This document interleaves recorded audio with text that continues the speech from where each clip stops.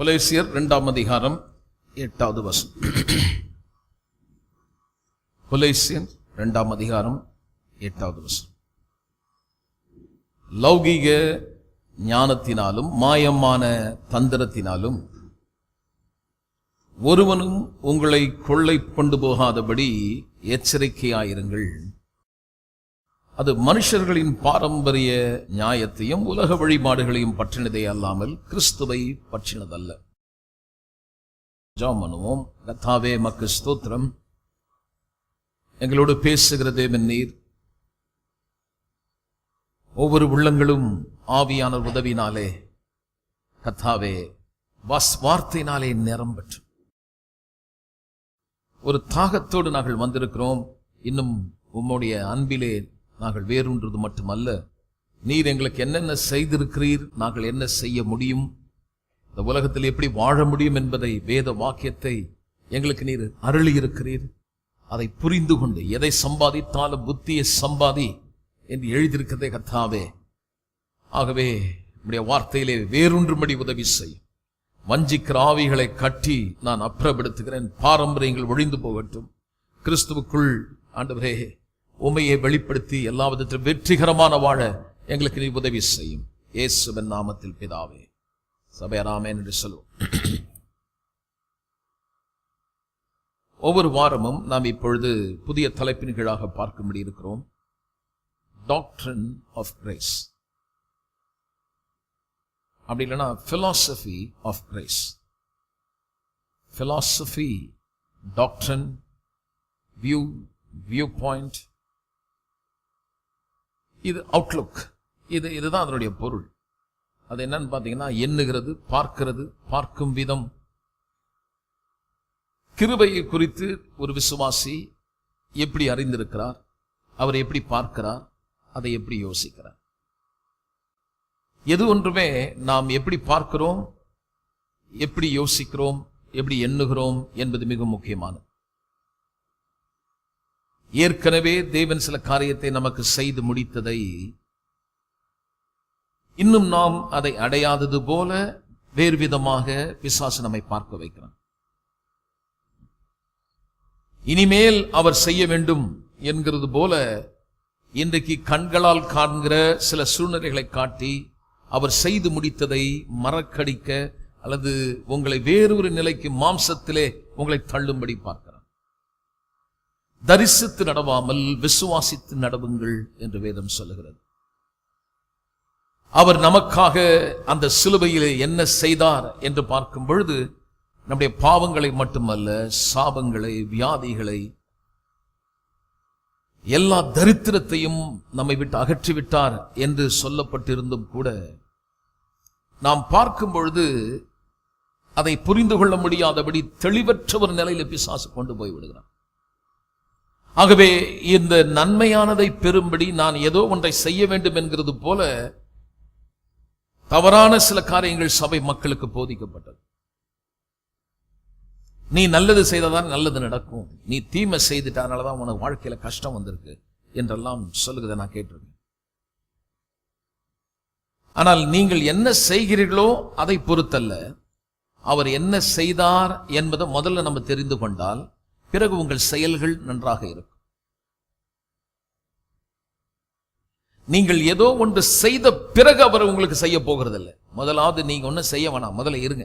அவர் என்ன செய்தார் என்பதை புரிந்து கொள்ளுங்கள்.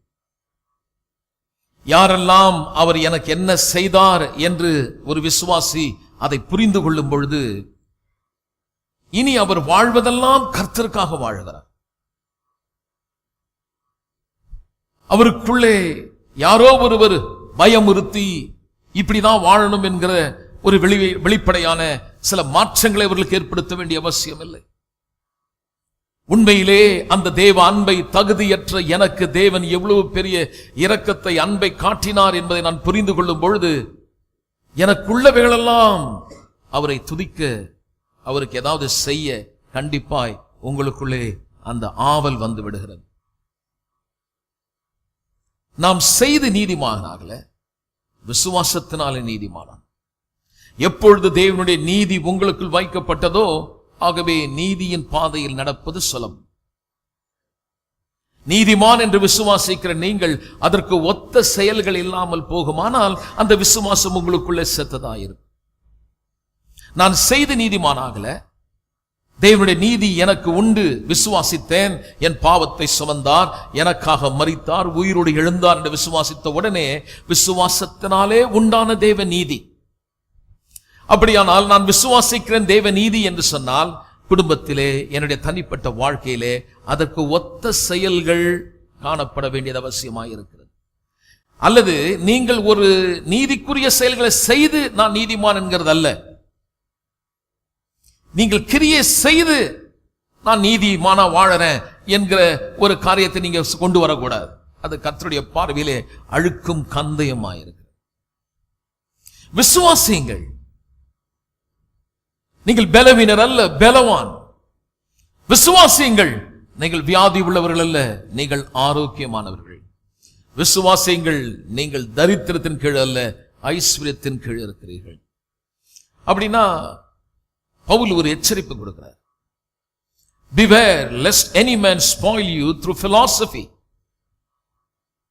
Beware lest any man spoil you through philosophy and vain deceit after the tradition of men, after the rudiments of the world.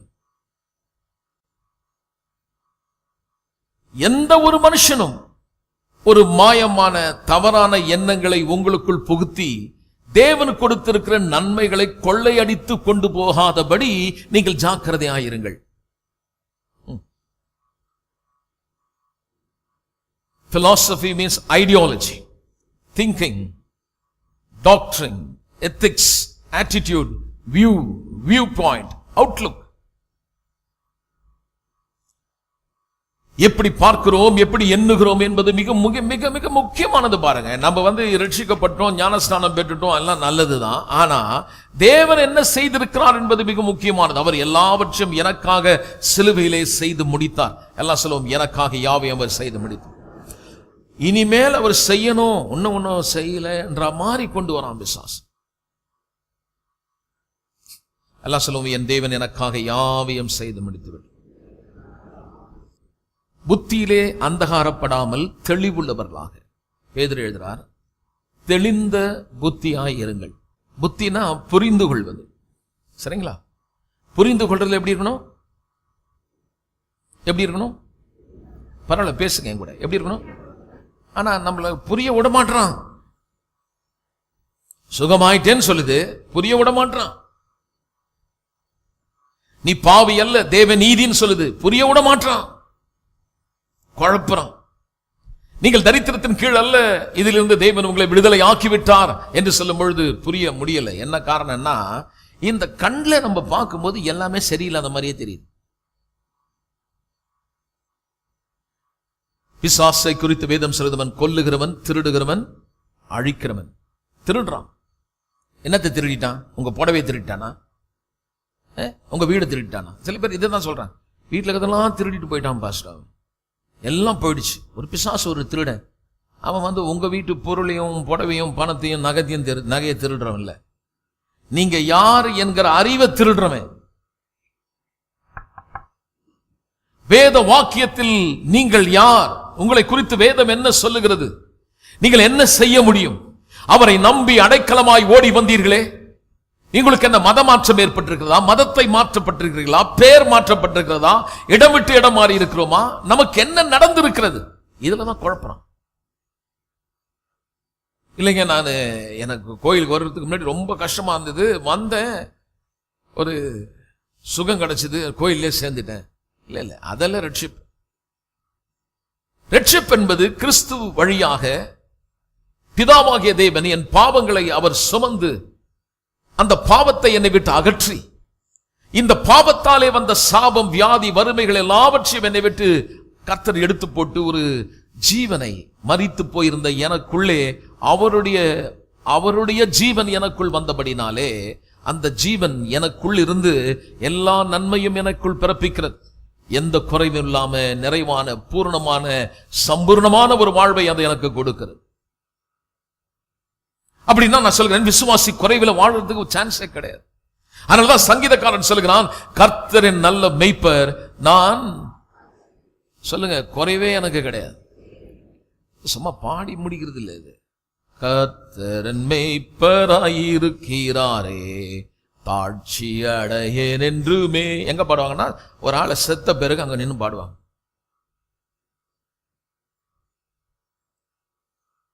என்ன, ஏன் அங்க பாடினாங்க? உலகத்தில் இருக்கிற வரைக்கும் இந்த ஆளுக்கு தாழ்ச்சி இருந்தது, இனிமேல் உனக்கு தாழ்ச்சியா இருக்காது, போ பரவாயில்ல போ, அங்க உனக்கு அவர் எல்லாத்தையும் உனக்கு கொடுத்துருவார். எப்படிப்பட்ட ஒரு எண்ணம் வந்துடுச்சு பாருங்க. உன் தாய் மறந்தாலும் மறக்காதவர், உன்னை அவர் கைவிடுகிறதும் அல்ல, உன்னை விட்டு விலகிறதும் அல்ல. யார் உன்னை மறந்தாலும் அவர் உன்னை மறப்பதில்லை. உலகமே உன்னை வெறுத்தாலும் அவர் உன்னை வெறுக்கிறதல்ல. அவர் சொன்னார், நான் உன்னை என் உள்ளங்கையில் வரைந்திருக்கிறேன், நீ என்னால் மறக்கப்படுவதில்லை. அநாதி சிநேகத்தால் உன்னை நான் சிநேகித்தேன், உன்னை நான் உன் பேரை பெருமைப்படுத்துவேன். நீ சிறுமைப்பட்டு போக மாட்டாய், நீ மடிந்து விழுகிறதல்ல, நீ தள்ளாடும் பொழுதும், நீ பெலனற்று போகும் பொழுதும், வேதம் சொல்லுகிற பெலனாய் வந்து உன்னை தாங்கி அவரை குறித்த அறிவை உனக்கு கொடுத்து எல்லா விதத்திலும் வெற்றி உள்ள ஒரு வாழ்க்கையை தரும்படிதான் இயேசுநாதர் இந்த உலகத்தில் வந்தார். அப்ப என்ன பண்றான் பிசாசுடைய தந்திரம்? என்ன? நீங்க யார் என்றதை திருடுறான். நீங்க யாரு அப்படின்னு கேட்டா போதும், நான் யாரு? பூச்சி பிரதர். நம்ம என்ன ஒரு பெரிய ஆளா? ஒண்ணு இல்ல பிரதர். எப்படி உங்களை குறித்த ஒரு அவுட்லுக் எப்படி கொடுக்குறான் பாரு, உங்களை எப்படி பார்க்க வைக்கிறான் பாரு. திருடுறான். அவர் உங்களை அலங்கரிச்சு, உங்களை ஆசீர்வதிச்சு, உங்களை நல்லா வச்சு, நல்லா இல்லாத மாதிரி காட்டுறான். எல்லாம் இங்க இருக்கீங்களா? ஹலோ, எங்கேயும் போயிடாதீங்க, இங்கே இருங்க, நல்லா கவனிங்க. ஆமென். சில காரியத்தை அவர் செய்துட்டு அதை நம்ம சரியா ரெக்கக்னைஸ் பண்ணலன்னா அதனாலதான் ஆராதனை வரமாட்டுது. ஏன் ஆராதனை வரமாட்டுது? என்ன செய்தாருன்னு தெரிய மாட்டேன். இப்ப நமக்கு உங்க புருஷன் உங்களுக்கு ஏதாவது நல்லது செய்தார்னா அவருக்கு தேங்க் பண்ணணும், அவருக்கு உண்மையா இருக்கணும்னு கண்டிப்பா மனைவிக்கு வரும். அந்த ஆள் எதுவுமே செய்தும் செய்யாத மாதிரியே இருந்தோம்னா அது என்னத்துக்கு தண்டங்க வீட்டில் இருக்குது. அதே மாதிரிதான் இன்னைக்கு இந்த மணவாளன் சொல்றாங்க, அவர் என்னங்க, அவர் ஒன்றும் பண்றது இல்லை, நாங்க தாங்க எல்லாத்தையும் விட்டு இங்க வந்தோம், ஆனா அவரு எங்களுக்கு ஒண்ணுமோ, அவர் என்ன சித்தமோ, என்ன நினைச்சிட்டு இருக்காரோ, என்ன பண்றியோ பண்ணிக்கோ, வந்துட்டோம்ல, வந்து மாட்டிக்கிட்டோம். அதனால எது வேணா, மரணமானாலும் ஜீவனானாலும் சரி, உங்க கையால என்ன கொடுக்குறியோ கொடுத்துக்கோ, வந்து மாட்டிக்கிட்டோம், என்ன பண்றதுன்னு போல நீங்க அவரை பின்பற்ற கூடாது. இவர்கிட்ட வந்தா சீமா மாதிரி வாழலாம், ராஜபோக வாழ்வு. உங்களுடைய நீங்க அவரை பார்க்கிற விதத்தை மாத்தணும். முதல்ல உங்களுக்கு என்ன நடந்ததுன்னு தெரியணும். அப்படியே ஒண்ணு பறிகுட்ட மாதிரி வந்து உட்கார்ந்து கூட ஒரு பெரிய சந்தோஷம் இருக்கணும். அதனால வேதத்துல கர்த்தருக்குள் எப்பொழுதும், அதுதானே வரமாட்டேன்றாரு. ஏன் வரமாட்டேன்னா நல்லா கவனிங்க, உங்களுக்குள்ள எவ்வளவு கடன் வேணா இருக்கட்டுங்க, அதை விட்டுருங்க, கவலையா இருக்கீங்க. திடீர்னு ஒருத்தர் வந்து சொல்றாரு, உன்னும் கையில கொடுக்கல, அம்மா உன் பேர்ல ஒரு 20 கோடி போட்டேன்னா, எவ்வளோ வாய் கூட வளரும் பாருங்க. மகிழ்ச்சியில சில நேரம் என்ன பண்றோம்னு தெரியாது. அவர் போன உடனே அவர் வந்து அந்த சலானம் கையில கொடுத்துட்டு போனார்னா அதை வச்சு பார்த்துட்டு அன்பிலீவபிள், மை காட்.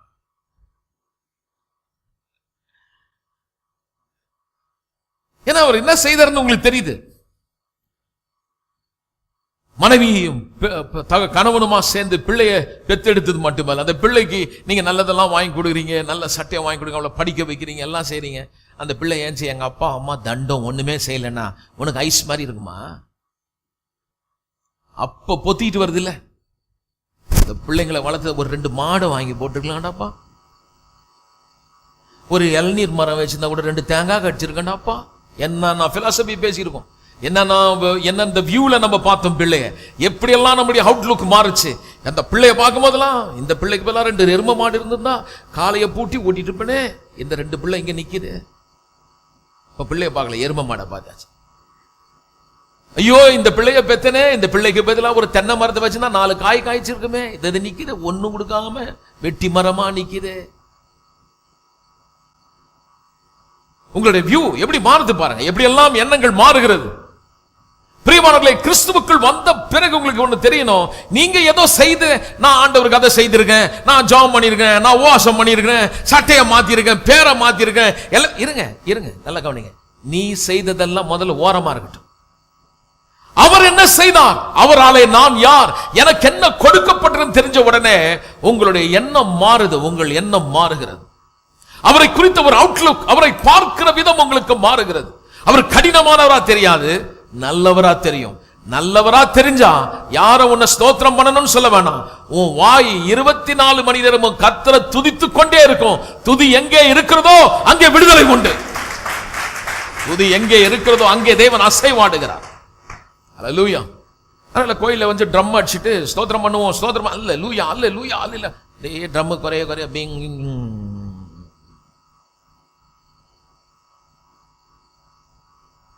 இந்த எலக்ட்ரிசிட்டி போர்டில் சில நேரத்தில் ஃப்ளக்சுவேஷன் ஆகும், டப்புன்னு அப்படி இங்கன்னு கீழே இறங்கிடும்.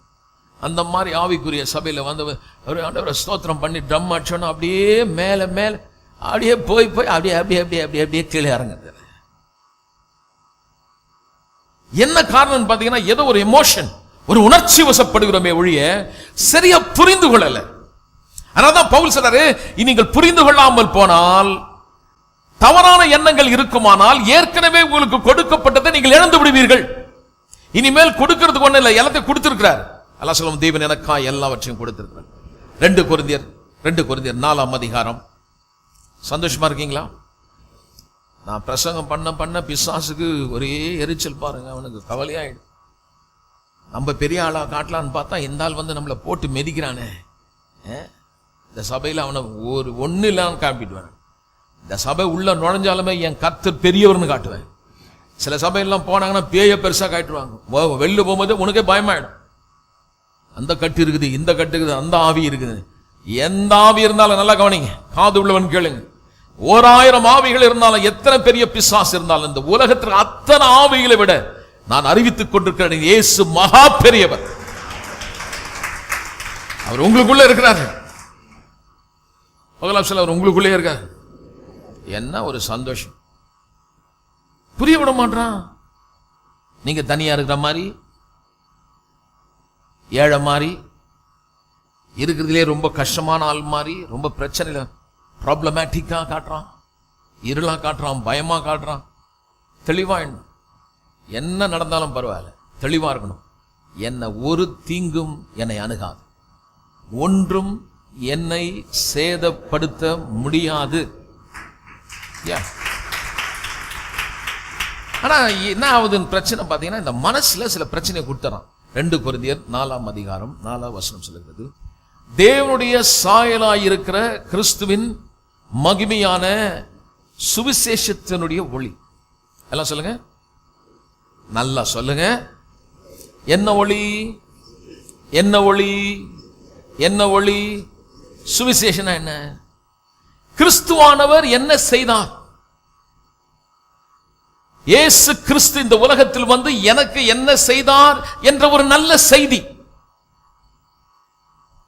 அவர் மனிதராக வந்து என்னுடைய இடத்தை எடுத்துக்கொண்டு எனக்கு பதிலாக என் பாவத்தை சுமந்தார் என்று சொல்லும் போது உலக மக்களுக்கு புரியல, இருளா இருக்குது. அது அவங்களுடைய கண்ணில் பார்க்க முடியல. ஏனென்றால் இந்த மனதில் அவர்கள் விளங்க முடியாதபடி பிசாசு மனக்கண்ணை குருடாக்கிட்டான். அதனாலதான் அவர்கள் மனம் திரும்பல. மனசை ஏன் திருப்பலனா, அவர்களுக்கு இது பார்க்க முடியல. ஏன்? சுவிசேஷத்திலே அது என்ன சொல்லப்பட்டிருக்கிறது என்கிற அந்த வெளிச்சத்தை, அந்த அறிவை அவர்களால் அடைய முடியல.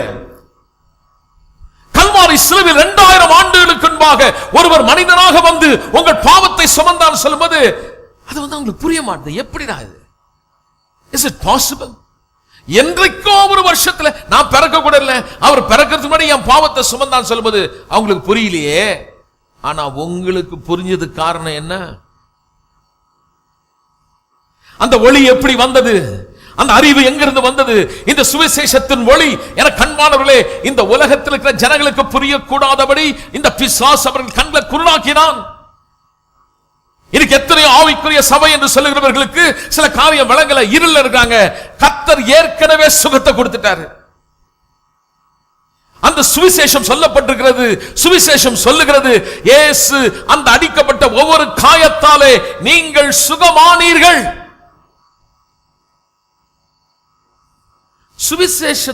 சுவிசேஷ கூட்டத்தில் நீங்க போய் உட்காரும் பொழுது இயேசு எப்படியெல்லாம் மரித்தார்னு சொல்லும் பொழுது நம்பவே இல்லை. அப்படியே உட்காந்துடலாம். கர்த்தர் ஒரு அற்புதத்தை செய்து இந்த மனுஷனை அவன் அட்டென்ஷனை இழுத்து அவனை ரட்சிப்புல கொண்டு வர. மனம் திரும்பி நீங்க சபைக்கு வந்த பிறகு நீ இனிமேல அவருக்கு சீஷரா மாறணும்.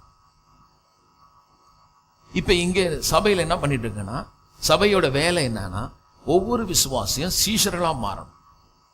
பக்கத்தில் சொல்லுங்க, உன்னதர சொல்லுங்க, எங்களுக்கு அதெல்லாம் வேணும், ஒரு ஜர்க்கு கொடுங்க.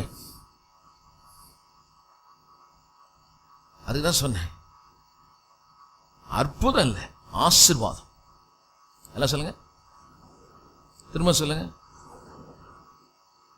வியாதியா இருந்தோம், அற்புதம் தேவைப்படுச்சு, அற்புதம் அந்த நேரத்தில் கர்த்தர் செய்தார். இனிமேல் உனக்கு வியாதியே வராத, அப்ப உனக்கு அற்புதம் வேணுமா? தேவைப்படாது. பகல சொல்லுங்க, அற்புதமே தேவைப்படாது. வியாதி வந்தா தானே எனக்கு அற்புதம் தேவை. அப்ப எனக்கு எப்படி இருக்கும்? 365 நாளும் ஆரோக்கியமா வாழ்வோம். அதுதான் தேவ ஆசீர்வாதம். அப்ப அற்புதம் வேணுமா, ஆசீர்வாதம் வேணுமா? இருங்க, நானே இதெல்லாம் உங்களுக்கு நல்ல ரொம்ப தெளிவா சபையில போதிச்சிருக்கேன். நேற்று பாஸ்டர் வந்து பேசும்பொழுது உங்களுக்கு புதுசா இருந்திருக்காது. ஒரு ஆமேன்னு சொல்லுவோம்.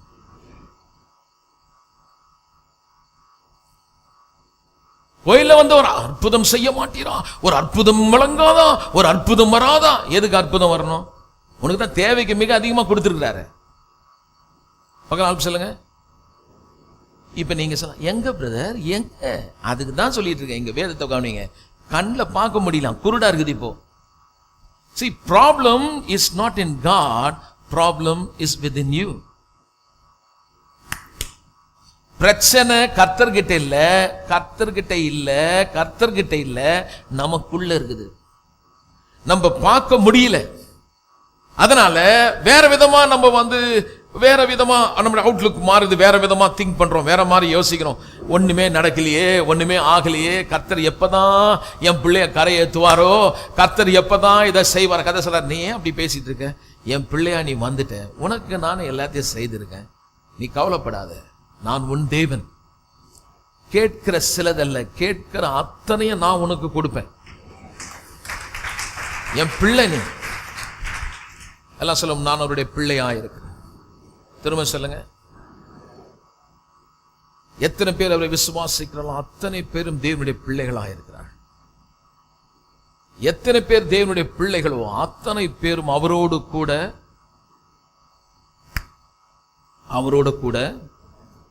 எல்லாம் சொல்லுங்க, உடன் சுதந்திரவாளி. நல்லா சொல்லுங்க. அவர் என்னென்ன சுதந்திரிச்சிருக்கிறாரோ அத்தனையும் அவர் உடன். So you are in him. அவருக்குள்ள. எல்லாம் சொல்லுங்க. எல்லாம் சொல்லுங்க, நான் அவருக்குள்ளே இருக்கிறேன். நம்மளை பார்க்க விட மாட்டான் பிசாசு. ஆதியாகமத்துல பிசாசு படிச்சு பார்க்கும்போது 3ஆம் அதிகாரத்துல வேற மாதிரி பேசுறோம். 2ஆம் அதிகாரத்துல கர்த்தர் சொல்றாரு, நான் மனுஷனை நமது சாயலின்படி நமது ரூபத்தின்படியே மனுஷனை உண்டாக்குவோம், சிருஷ்டிப்போம் சொல்லி சிருஷ்டிட்டார். இப்ப பிசாசு 3ஆம் அதிகாரத்துல சொல்றான், தோட்டத்தின் விருட்சத்தின் கனிகள் எல்லாம் புசிக்க வேண்டாம் என்று தேவன் சொன்னது. எப்படி என்ன ட்ரிக்கா உள்ள வராம பாருங்க. அவன் நேரா வர மாட்டாங்க, எப்ப சைடா தான் வருவான். எதுவுமே முழுசா சொல்ல மாட்டான், பாதி தான் சொல்லுவான். பக்கத்துல நல்லா கவனிங்க. சத்தியம் முழுசா வராது. சத்தியம் எப்படி வரும்? ஆசீர்வாதம் வேணாம், செழிப்பு தேவைதானான்னு சொல்லுவாங்க. சரி, 100% கரெக்டா சொல்லு. மேடை மேல ஏறி செழிப்பு வேணாம், தரித்திரம் தான் நமக்கு வேணும்னு சொல்லுங்க பார்க்கலாம். தரித்திரமும் வேணாம், என்ன தெரிஞ்ச கூட தெரியாத மாதிரி இருக்கிறாங்க. தரித்திரமும் வேணாம், செழிப்பும் வேணாம். ரொம்ப நடிப்பு இது. உங்க அம்மா சொத்து எழுதும்போது சொல்லியிருக்கணும், எனக்கு ஒண்ணு ஜாஸ்தி வேணாமா, பிள்ளைங்களுக்கெல்லாம் மற்றவங்களும் எல்லாம் கொடுத்துரு, எனக்கு ஒரு 100 சதுர அடியில் ஒரு சின்ன ரூம் போட்டுரு, அந்த சாவி போட்டு இருந்துக்கிறேன். இருப்பியா? சண்டை போட மாட்டோம்.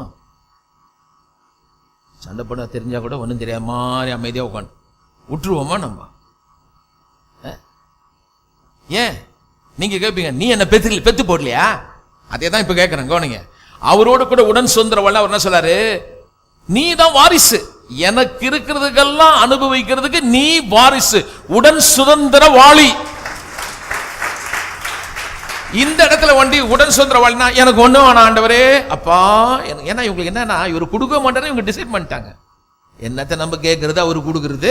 அவருக்கு வந்து தெரியாம வந்து மாட்டிக்கிட்டோம், சரி இருந்து போறோம். ஏதோ ஒன்று மரணமானாலும் நகழ்காரங்களும் என்ன கர்த்தத்துவம் ஆனாலும் நீ கொடுத்த சிலுவையை சுமந்துட்டு செத்துட்டு நேரம் வர அங்க பரலோகத்துக்கு அப்படின்றாங்க. எவ்வளவுக்கு ஒரு பேரை கெடுக்க முடியுமோ அவ்வளவு பேரையும் கெடுத்துட்டு சொல்றது என் மணவாளன். மணவாளன்னா புருஷன் அர்த்தம். ஒரு மனைவி முடியெல்லாம் அப்படி பரட்டி ஒரு அழுக்கு கந்தைய போட்டுட்டு காலில் செருப்பெல்லாம் தேஞ்சு போய் குளிக்கிறாளோ குளிச்சாலாம் தெரியல, அந்த மாதிரி ஒரு அழுக்கு கட்டையா போகும்போது புருஷன் வெள்ளை வெள்ளைன்னு ஒரு சட்டை போட்டுக்கிட்டு ஒரு மைனர் மாதிரி ஒரு ஜிப்பா ஒன்று போட்டு மனைவி அப்படி கூட கூட்டின்னு போனாருன்னா பார்க்குறவன் என்ன சொல்லுவான்? இவெல்லாம் ஒரு மனுஷனாயா? மனைவி எப்படி வச்சிருக்கான் மாதிரி, இவன் போற கெதிய பாருன்னு. நான் சொல்றேன், வேதம் சொல்லுது தேவன் பெரியவர், பொண்ணு வெள்ளியும் விசுவாசிங்க ஒண்ணுமே இல்லாம அவர் தான் என்னுடைய மனவாளன் சொல்லிட்டு நம்மளை ரெப்ரசன்ட் பண்ணும்போது தான் என்ன பாருங்க அவர் இந்த கெதியா வச்சிருக்கான்னு சொல்லக்கூடாது. அதனாலதான் கதை சொல்றாரு, வாழ்ந்து காட்டணும், ஜெயிக்கணும்.